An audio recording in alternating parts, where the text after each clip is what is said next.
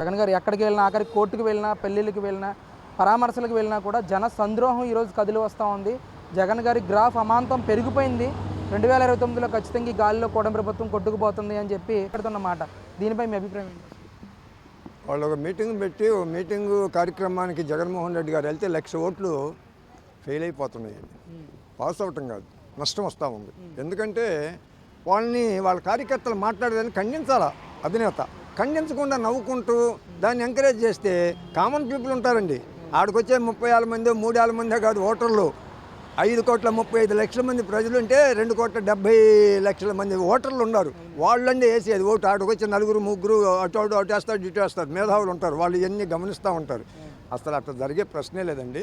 జగన్ రెడ్డి గారు ఇప్పుడు కూడా ఆయన మనస్తత్వం ఆలోచన మార్చుకోకపోతే మళ్ళీ నష్టమే జరుగుతుందండి. రేపు 29లో కాదండి, 34లో కూడా రాలేరండి. ఎందుకంటే ఆ ప్రవర్తన బాగలేదు.